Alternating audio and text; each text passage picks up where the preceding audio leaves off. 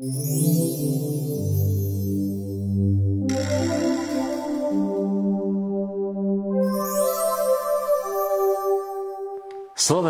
ale najmä Slováci to nikdy nemali na ružiach ustlané. Napriek tomu, že počas svojej histórie sme nemali vlastného kráľa ani kráľovstvo, prekráčali sme dejinami s vlastným jazykom, kultúrou a osobnosťami, ktoré posilňovali vieru vo vlastný národný štát. Nemali sme chuť viesť vojny a nárokovať si územia, ktoré nám nepatrili. Nechali sme si hovoriť do národa pastierov, zbojníkov, neskôr fašistov a komunistov. Keď bolo najhoršie, vedeli sme skloniť chrbát, načas sa podriadiť osudu s vierou, že všetko zlé pomine a my uchránime svoj kúsok zeme v Európe. Občas sme zdvihli hlavy, po ktorých sme v zápäti dostali ranu pesťou. Napriek tomu sme tu.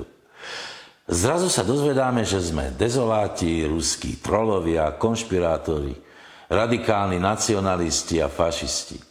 Pritom, čo sa zmenilo, bolo mimo nás, dokonca ani nie vo vlastnej krajine. Čo sa to deje s ľuďmi, ktorí uznávajú vojnu, násilie a lož? Dokonca sa narodili tu, pod Tatrami, majú svojich rodičov, ktorí im pomohli na nohy, rozbehnúť sa do sveta a hrdo sa hlásiť ku Slovensku. Mama im darovala materinský jazyk vo viere, že ho po celý život budú používať v mene lásky a dobra. Zabudli na to?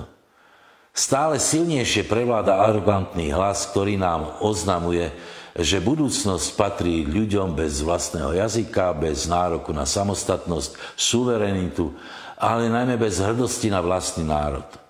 Svetoobčania, vyznávajúci ideológiu nenávisti, sa pasovali za majiteľov nášho sveta. Nechali nám len jednu povinnosť – mlčať.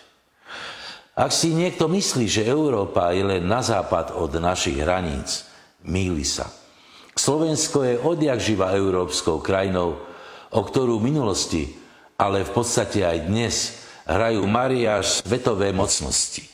Sme im dobrí len na to, aby sme im slúžili. Opäť sa rozbieha kolotoč tragických udalostí pri útoku iných etník a národov na náš starý kontinent. Migranti v tisícoch sa dobíjajú do Európy bez toho, aby zdvorilo požiadali o dovolenie vstúpiť na našu zem. Kto spúšťa tento príval cudzincov? Komu prospieva, aby sa z Európy stala klietka predspatá cudzími kultúrami, spôsobom života, cudzími náboženstvami a neznámymi modlami? Komu vyhovuje oslabená Európa, vojnový konflikt u susedov a ekonomická kríza? Sú to stále tí istí, ktorí si nás po druhej svetovej vojne rozdelili ako peceň chleba. Dokonca si vychovali v našich radoch slepých konfidentov a kolaborantov. Keď povieme nahlas nie, neznamená to, že nechceme pomáhať tým, ktorí sa kdekoľvek na svete ocitli v ťažkej a neriešiteľnej situácii. Ale nie sme nesvojprávny národ, ktorý otvára dvere komukoľvek. Nebudeme nahrádzať súčasnú nemohúcosť moci zastaviť migrantov. Nebudeme sa pokrytecky klaňať s dušou naplnenou horkosťou tým, ktorí nás do tejto situácie dostali. Verejne vyjadríme svoj protest mocnostiam, ktoré vyvolávajú konflikty kdekoľvek na svete a tým, ktorí rozbiehajú exodus končiaci u nás. Verejne vyjadríme protest voči súčasnej vláde, voči štátnej mašinérii, ktorá pokračuje v nečinnosti a s úsmevom na tvári prenechá riešenie problému migrácie na nás. Na tých, ktorí tento stav nezapríčinili. Máme vás dosť.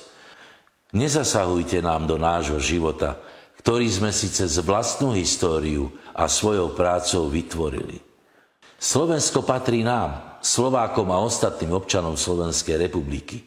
A ak príjmeme všeobecne uznávanú demokraciu ako vládu ľudu, tak sme to my, občania, ktorí si moc a rozhodovanie v štáte vezmeme späť. Kedy? Zostáva už len pár mesiacov do volieb.